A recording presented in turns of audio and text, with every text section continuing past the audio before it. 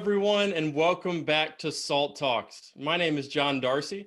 I'm the managing director of SALT, which is a global thought leadership forum and networking platform at the intersection of finance, technology, and public policy. SALT Talks are a digital interview series that we started during this work from home period with leading investors, creators, and thinkers. And what we're trying to do during these SALT Talks and what we try to do at our global conferences is provide a window into the mind of subject matter experts, as well as provide a platform for what we think are big ideas that are shaping the future. And our guest today, we're very excited to welcome him onto SALT Talks. He's someone who has had an incredible career in business and is now leading the state of New Jersey as a governor. And we're very excited today to welcome Governor Phil Murphy to SALT Talks. Governor Murphy, as he says, grew up in a family that was middle class on a good day. He was the youngest of 4 children with only one parent who graduated from high school. His upbringing, where religion, a strong work ethic, education, and civic awareness were pillars of his family life, shaped his values, his priorities, and the leader that he is today. Since taking office, Governor Murphy has focused on building a stronger and fairer New Jersey that works for every family.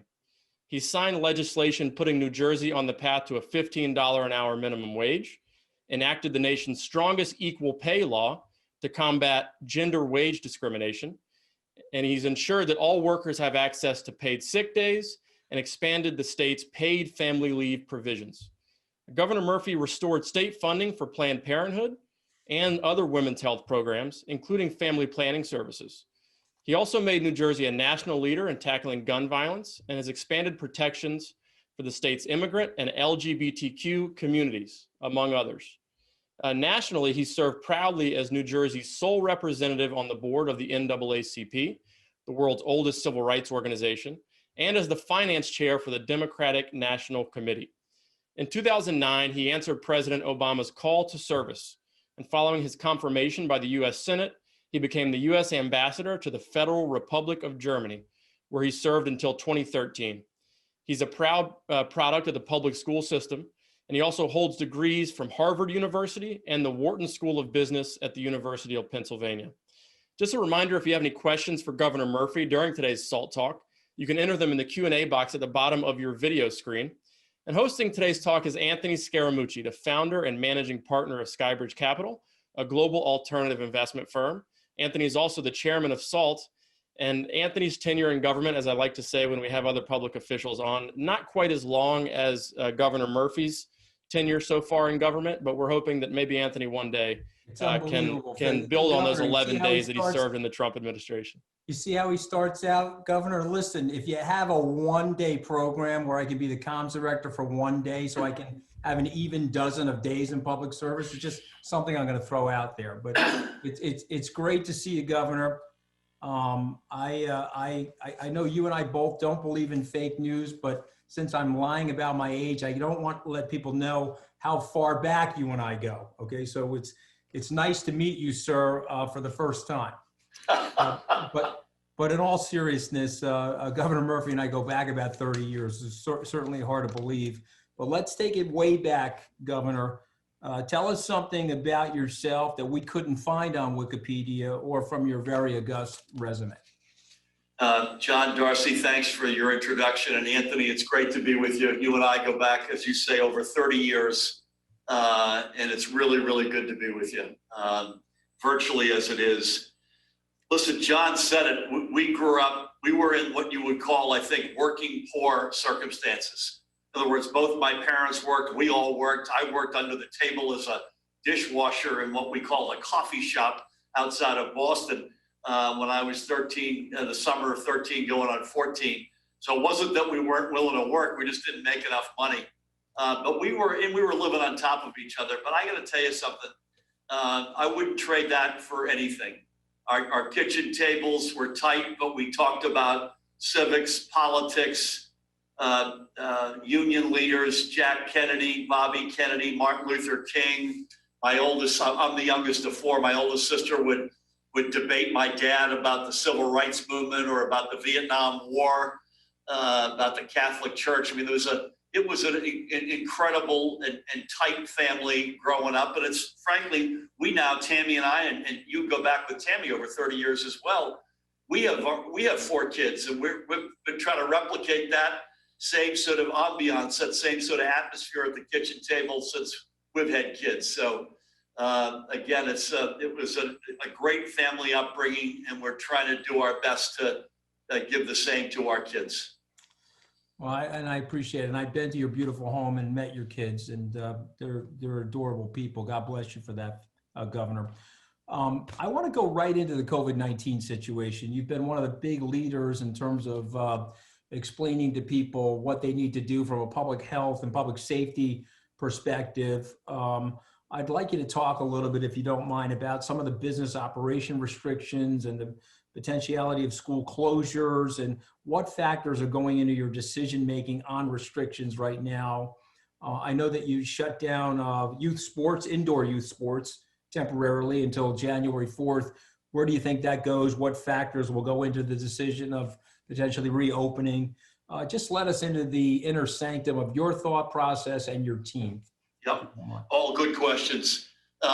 Just to step back as context, and people know this, but New Jersey, New York, Connecticut got clobbered early on. You know, we've lost well over 15,000 lives.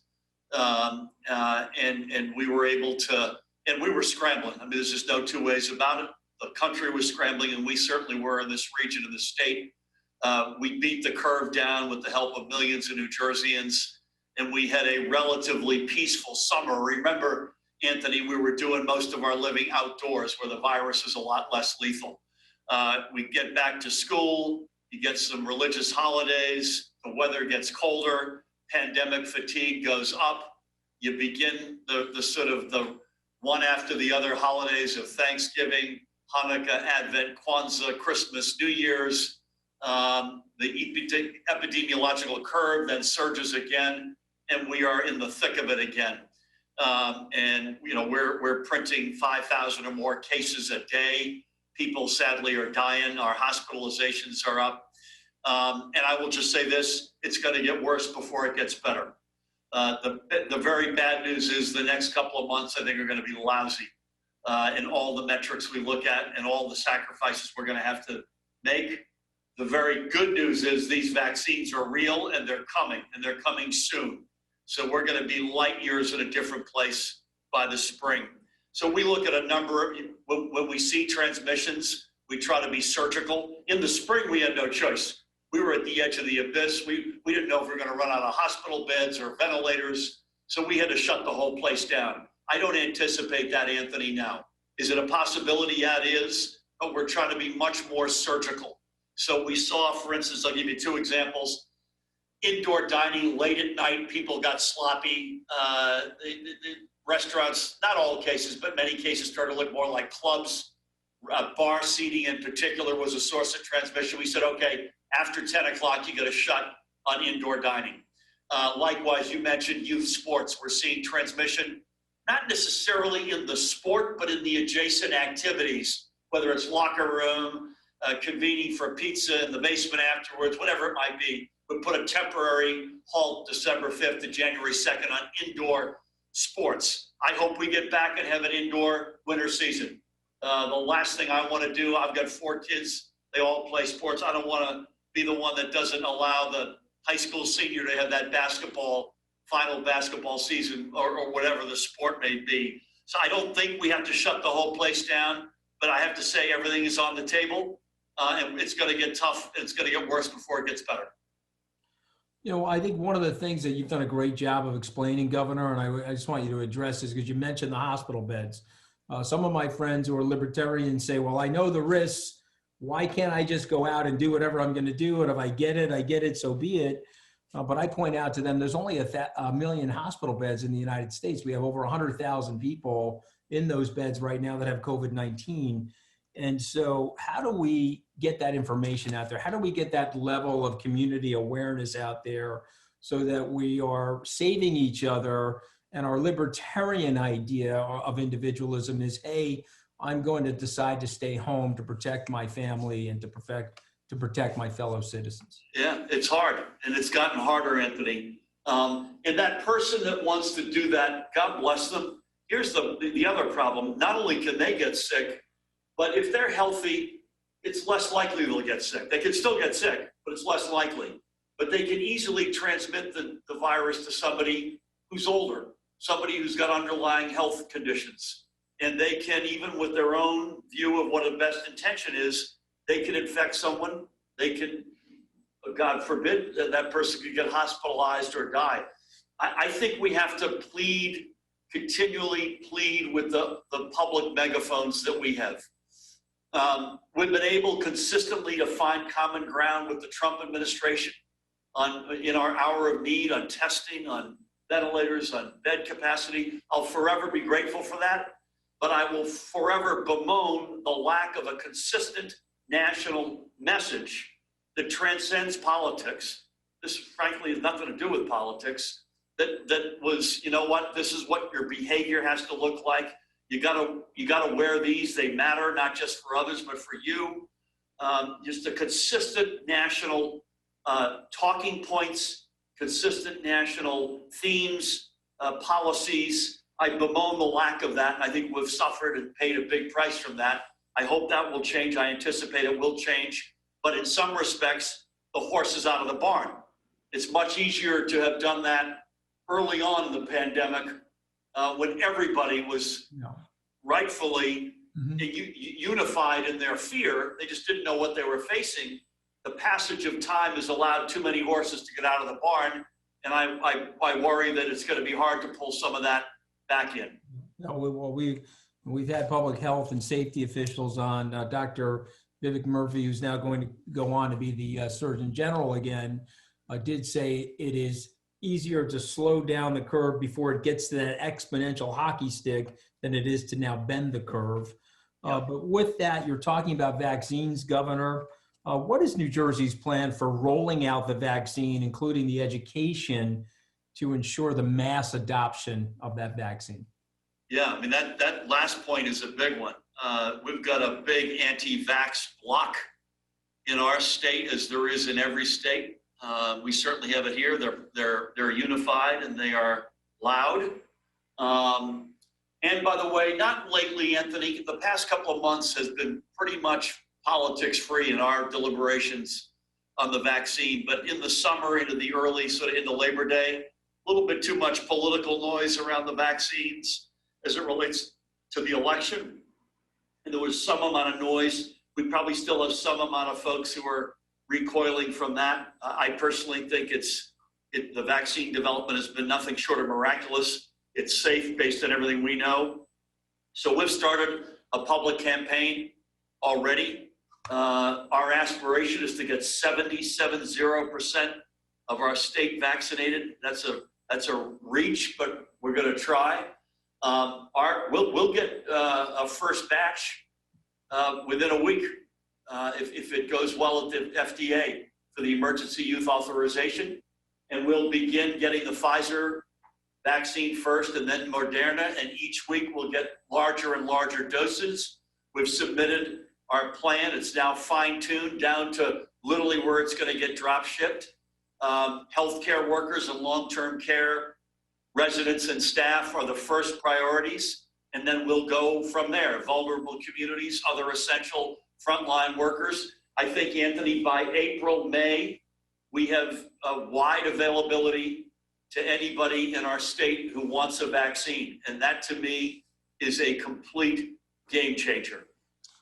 So while we're rolling this out, and I appreciate your optimism, I share your optimism, Governor.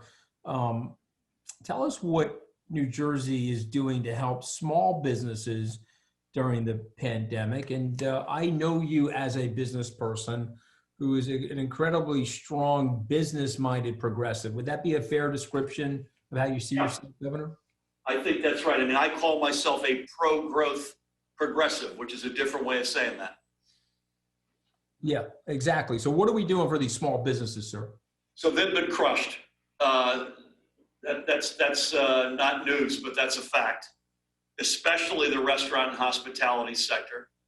So we have cobbled together, I think, frankly, I'm not trying to pat myself on the back because the small business experience this year has been awful, but I'd put our record up against any American state.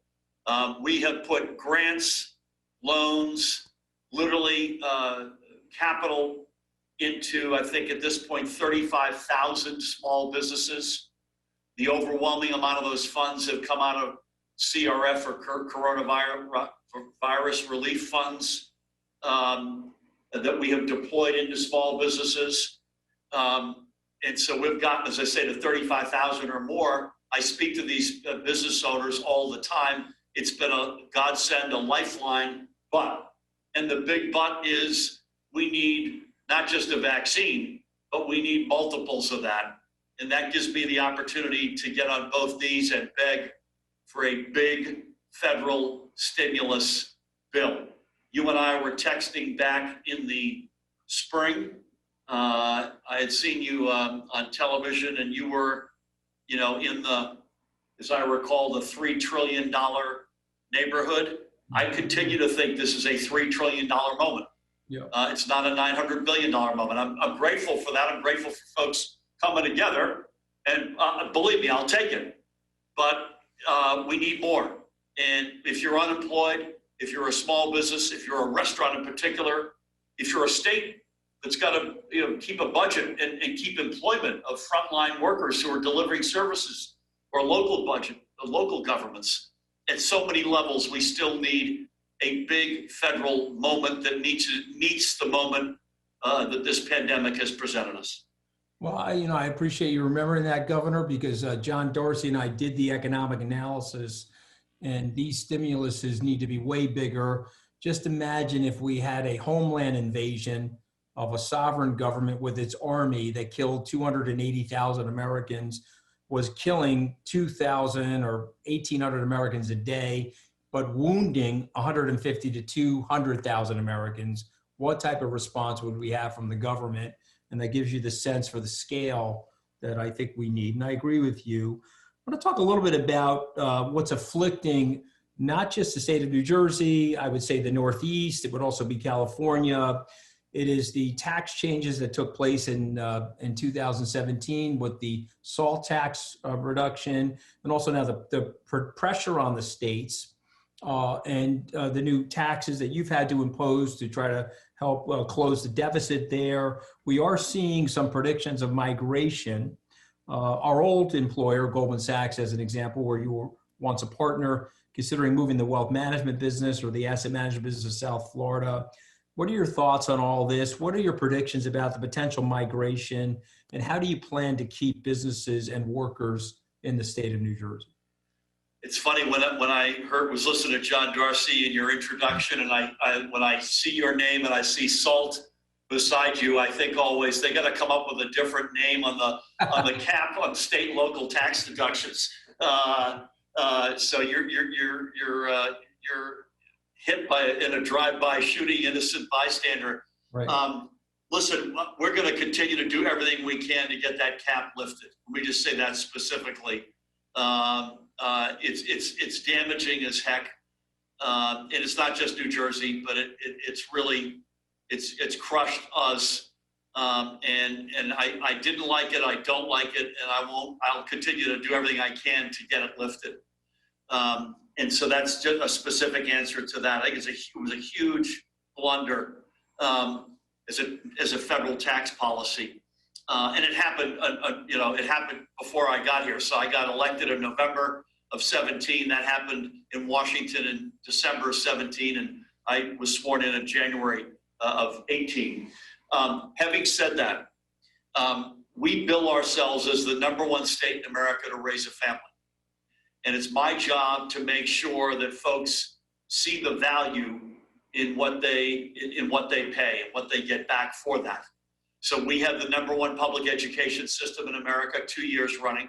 We have the #1 or 2, depending on which metric you look at, healthcare system in America. We have the highest number of PhDs and scientists per square mile of anywhere in the world. We have a location second to none. So when I sell New Jersey, I was at a state visit in India last year, it feels like 20 years ago. When I sell New Jersey, I sell 2 words, talent and location.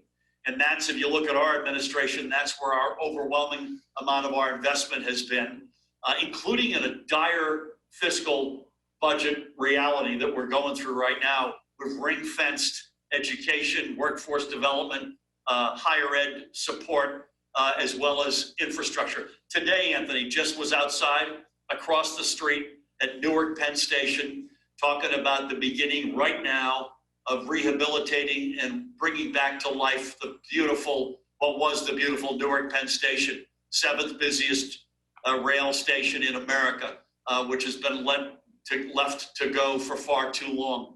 So we're all in on that.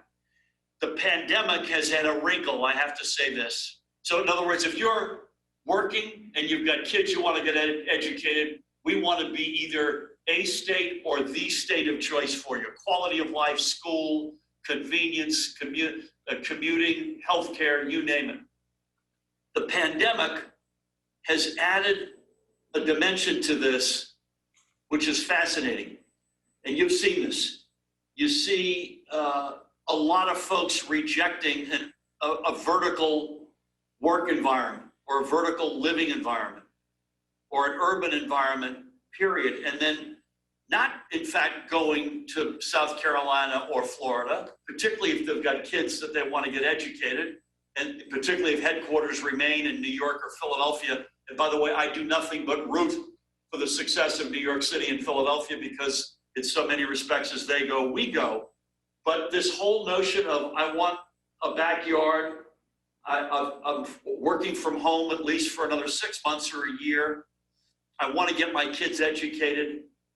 We have seen an enormous influx of people into New Jersey, particularly in the Metro New York and Metro Philadelphia counties. Houses are flying off the market. Again, is it temporary? Is it permanent? I'm not smart enough to know. And again, we wish nothing but success for the New York and Philadelphias of the world.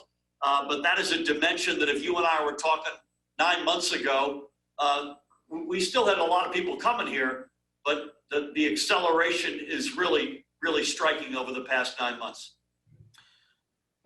Well, you know, it's not going to surprise you, Governor. I don't talk to the president anymore, but when I was talking to him and we brought up the tax situation, I don't say this as a blue stater. I just want to fortify some of the things you're thinking about. What I said to President Trump is that these states are the fountain of innovation and economic growth for the entire country. And so that tax policy depleting those states, causing a migration of intellectual capital, you're going to have a domino effect into the rest of the nation that you're not going to like, because those states are equipped to handle the influx of immigration and all the great intellectual capital that springs from immigration. Needless to say, he didn't agree with me, but I just thought I would point that out. Yeah, no, listen, that's as usual, a well-reasoned argument, and I agree 100% with you. We got to be careful with this economic innovation, particularly with those blue states. Having the safety net is so important for those states. You bet. I have two more questions before I turn it over to John Darcy, who is going to try to outshine the two of us, Governor. So you got to turn it up a notch, because I don't want Darcy coming in with all that millennial youth and trying to power us, okay? But we got to channel Tom Brady and Drew Brees and Aaron Rodgers and some of the older Lions who are still on the field. Exactly. That's what I'm all about. So I guess, you know, we got 74 million people that voted for President Trump. I guess because I voted for him in 2016, I've had my explanation there, but I'm worried. I just can be very candid about that. Those 74 million people are not deplorables. They're not racist. They're not what people, you know, you grew up with those people, sir. I grew up with those people. My parents were not educated as well, and I grew up in a blue collar neighborhood. What do we say to those 74 million people? Why are they supporting him? And what can more benevolent politicians do to better communicate to those voters to bring them back into the fold, where they don't feel as left out, or as President Trump described this weekend, as victims in our society? What do we do? Yeah. I mean, the number is just, we ignore that number, Anthony, at our peril. As a nation, certainly as a Democratic Party, but as a nation, we ignore it at our peril. Those are people who are screaming out for help, in my opinion. They've been victims of probably any number of mega trends that have swept through our country and the world over the past couple of decades. You know, on my list would be trade policy, shifting as a somewhat, if not largely related, shifting of manufacturing in the world, technology, to pick some mega trends. And these folks are screaming out, they want help. And President Trump, or candidate Trump in 2016 said, I'll be that guy. I think it is striking in a re-election that he got more votes. We ignore that at our peril. Even if we question, as I do, whether or not his policies in fact helped or impaired their lives, he was able to convince them to the tune of 74 million people that he was their guy. Not just the first time, but the second time. And that to me is far more relevant than what he did in 2016, right? Because he's got, in 2020, he's running on a 4-year track record. And so I think it's got to be a moment of reckoning for our country and certainly for our party. I do think if we were to have from central casting a guy who's elected from our party, at least, as president, who has lived that life himself, who's grown up in it like you and I did, and I think even more importantly, has led by example in now what is almost 5 decades of public service. I think we couldn't have, again, I'll say selfishly as a Democrat, but I think as America, a better incoming president than Joe Biden. But I think this has got to be all in on an economic program that is real, that includes workforce development, that looks around the corner and gets out ahead of the next mega trend. In other words, that not only are we being dragged by the trends that have swept through us, like trade and an exodus of manufacturing, huge hurt among our farmers. By the way, I'm governor of the Garden State, and even though we're we're the densest state in America, we still have a proud agricultural industry, and they have suffered. I just think we need a whole new, what is it right now in America like to be in a working family, particularly a working poor family, and what are the steps we could take together, parking the partisan stuff at the door that goes directly into helping these people's lives get better. And I think this has got to be an all-in moment. Well said, Governor. My last question, from 2009 to 2013, you served with great distinction as the U.S. ambassador to Germany. How would you describe our alliances right now in Europe and across the world? And what would your recommendation be to the Biden administration in terms of your observation, your firsthand observation of those alliances? The alliances are without question frayed.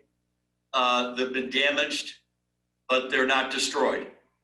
I'd love to think there's a light switch that can be applied to getting those alliances immediately back to where they need to be. But I think that's naive. I think it will take time. And I think both, Anthony, these are both bilateral alliances, such as the US-Germany, but also the multilateral organizations like NATO and the World Health Organization, the World Trade Organization, et cetera. The other observation I would make is, and I know Joe Biden knows this, and his team, which is an outstanding team, it's not just your father's Oldsmobile anymore. It's not 2016 anymore. You have to account for the 4 years that have interceded, good, bad, and otherwise. And by the way, I'll give you one example where I've been thematically with President Trump, and that is that China can't have it both ways. I have not liked the tactics. I've not agreed with his tactics, but the thrust of making China play by the rules was the right intention. I think the execution is where there was a challenge, but I want to see strengthening, and I think you'll get the symbols as well as the substance very early on from who will be then President Biden, strengthening in the transatlantic relationship, strengthening our engagement with NATO, and then strengthening the particular alliances with our best allies. Germany high on that list, Angela Merkel. So many things in the world change. It turns out over the past 15 years, the one thing that does it is Angela Merkel. And that's where I would start. I'm biased, obviously. I'm a big fan of hers. But we got to get back at it.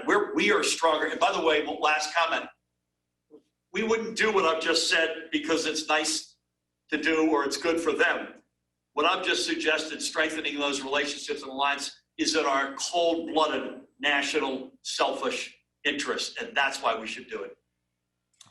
You know, when I travel to Germany, Governor, the joke in Germany is schoolboys say all over Germany, is it possible for a man to become the leader of this country? That's what they ask in Germany. So, Time will tell. Yeah, time will tell. Exactly right. And so with that, I'm going to turn it over to my least favorite millennial. Okay. There are many millennials on my list that are higher than you, John. I'm just kidding. I probably deserve that for all of the torment that I give you on these SALT talks, but it's all good. Okay, go ahead. Fire away at the governor. Yeah, just a personal anecdote, Governor. My wife's family's in the real estate development business, additionally invested in New York City, but they have now shifted a lot of that investment to Monmouth County, New Jersey, and they're very grateful for your pro-growth leadership in places like Asbury Park that, you know, was once one of the great cities of the East Coast and is now back on the rise. We're seeing a lot of great towns and cities in New Jersey continue to grow, and it's very exciting to see. John, three quick things. I sent a note to the mayor of Asbury Park, John Moore, this morning just to check in on them. It's a great community. Secondly, I live in Monmouth County, so thank your in-laws for that. And thirdly, I think we're at long last very close to having a incentives package that's smart, forward-leaning, works for everybody, not just for some. And I think that will spur further development in the state. Yeah, I mean, they're shifting investment to places like Austin, Texas, and Asbury Park, New Jersey, you know, not necessarily Florida and Texas only. They view New Jersey as a place that has a lot of secular factors. It's close to New York City, but also provides a lot of other great benefits to residents and businesses that want to set up there. So, very exciting time to be involved with the state of New Jersey.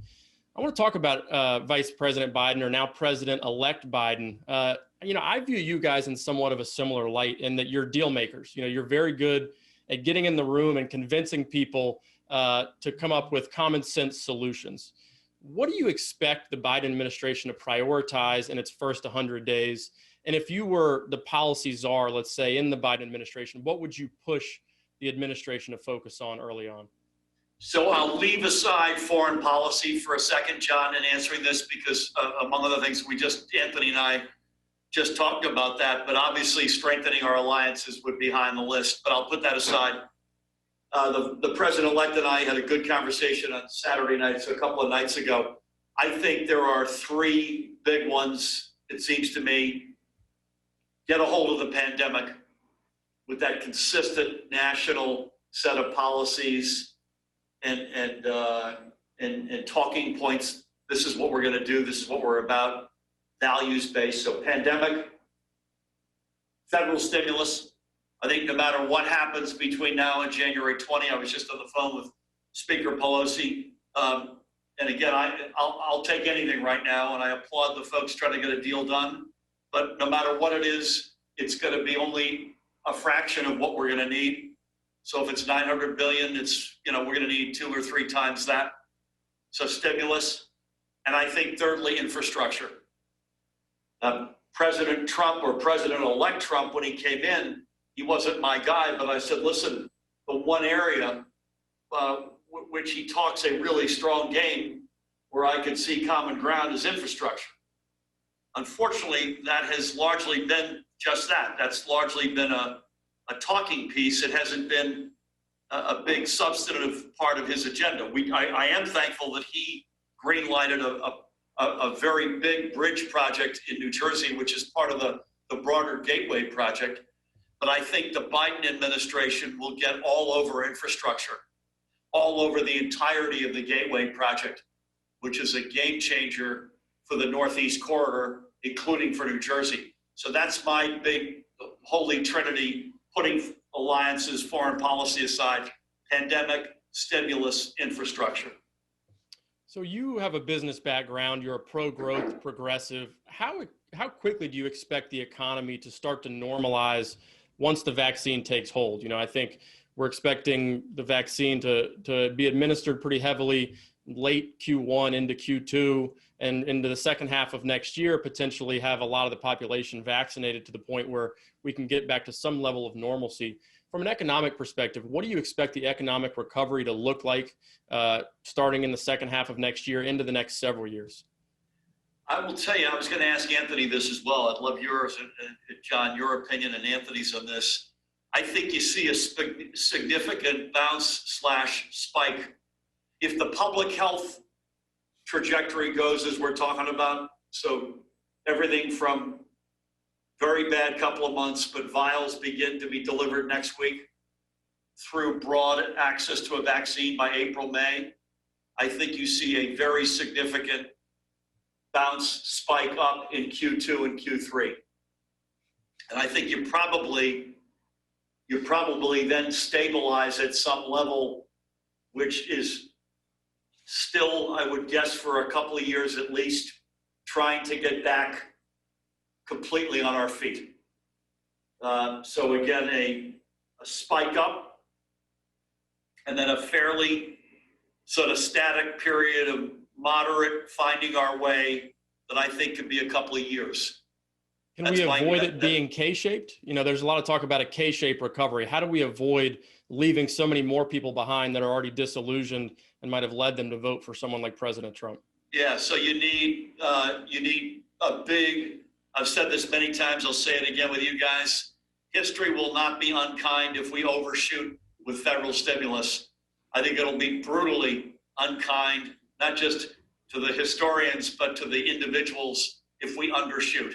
And that includes millions, tens of millions of the folks who voted for President Trump, who deserve a better shake, who deserve a better path forward as workers and as members of working families. I'm a big union guy. I have to say that up front. And I believe that unions, their strength and or diminution correlate almost 100% with the strength of our middle class in our state, in our country. So I think federal stimulus that is not just big in the here and now, but that the federal government plays the right kind of role in guiding a better future for those working families, workforce development, increase in minimum wage, a fair deal for our farmers in rural communities. You know, those are elements of a longer set of policy agenda that I think we need to be all over. You campaigned on the idea of creating a statewide investment bank of sorts, and we actually had a SALT Talks panel a few weeks ago with some municipal investing experts who talked about the benefits potentially of creating a sovereign wealth fund type of apparatus at the federal level as well. Just for people who don't understand what that would mean, what would be the benefit of both a state and federal level investment institution that thought about things at a more macro level? Anthony, these questions from John are really good. I just want you to know that. This happens every time, Governor. Everyone's very bored at the beginning, and then I get to come in and ask the intelligent questions. Let me tell you something, Governor. I'm trying to help the kid out, okay? I mean, I know. Look at his haircut. Look at the way he's dressed without the tie. I am trying to help the guy out. You know, I mean, it's you guys should go on the road. I had to feed him some of the good stuff, you know. There you go. Keep rubbing it in, John. So listen, I can't speak. Oh, by the way, like at Goldman, bonus season's just around the corner. The kids start. Okay, so this explains a lot. I'll be calling you, Governor, to discuss his compensation when this is over. There you go. So, John, I'll speak to the state level. It's the public bank is an idea I still like a lot. In fact, we've had a group that's been a standing commission trying to work the kinks out for over a year at this point. The pandemic has slowed us a little bit. It's more complicated than I ever would have hoped. The place that's done it, and they've done it for over 100 years, is North Dakota, of all places. It doesn't look anything like New Jersey, but this is an idea that we love. It's basically, it's a simple, it's not an anti this or that. It's not a political statement. I think it's filled with a lot of smart logic, and it's the following. When folks pay their taxes or they pay their fees, if it isn't to a local community bank, and we're all in on supporting our local community banks, it inevitably is into one of the big money center banks. The money goes, it sits there, the bank uses it like banks should and have a right to then build a loan book out of those deposits. The problem is the money goes out to sit in the deposits. The loan book that is built from those deposits rarely comes close to returning the favor back into lending to projects in New Jersey. Right. And so the idea is a simple one. You have a walled off institution that's owned by our citizens, by our taxpayers. You load in the deposits, and then that bank makes, has a book of business that is lending into small businesses, student loans, which is where the North Dakota experience really was the most impressive, and small scale infrastructure. So not big gateway projects, but small community-based stuff. I did love it. I do love it. I will always love it. It's harder to get set up for reasons I won't get into, but we still are committed to doing everything we can to at least try to get that done. My last question before we let you go. So obviously the pandemic has created a lot of budgetary challenges at the state and local level that we're going to have to confront as part of these packages that are in Congress right now, these stimulus packages or recovery packages. But there's also things that we can do organically that can help states shore up some of these budget shortfalls. One of them is potentially marijuana legalization. You've been a proponent of legalization of marijuana for recreational purposes. Let's talk about recreational marijuana legalization, as well as other things that you think should happen at the state and local level, obviously with federal blessing, to help shore up some of these budget shortfalls we're seeing at the state level. Yeah, I'll be brief because I know the clock is running overtime. It's something I campaigned on. It's something that we've been trying to get done, and at long last, it's actually happening. I didn't get there, though, because of the budget. I got there because of social justice or social injustice. I inherited a state with the widest white, non-white gap of persons incarcerated in America, and the overwhelmingly biggest reason were low-end drug offenses. So we tried to get it done legislatively, came close, couldn't get it done. We put it on the ballot. It passed overwhelmingly in November, literally Friday. So 4 days ago, the legislative leadership and I ironed out the last details of the enabling legislation that we need. God willing, that'll get done in the next couple of weeks. We're beginning to set a commission up that will then oversee the beginning of the industry. We've had a very successful 3-year run with our medical marijuana industry. It was set up years ago, but it was left to really stagnate. We've grown that aggressively. This commission will oversee both medical and recreational. My guess is midsummer into the fall when we'll first start seeing access to this. We'll address social injustices. We'll control the rules of the game, not criminal interests. And by the way, to your question, we'll raise some money, revenue for the state, and create a lot of good jobs. So I think it's a win-win-win. Well, Governor Murphy, we're very grateful for you taking time out of your day to join us on SALT Talks and get the message out about the COVID situation, as well as other things you're doing in New Jersey that we think could be adopted at the national level and among other states to increase growth and keep people safe. So thank you so much. John, thank you. Anthony, thank you guys very much for having me. A real treat. Governor, all the best. Merry Christmas to you. Happy holidays to everybody. Thank you. Likewise. Thanks for coming on. My honor. Thanks for having me.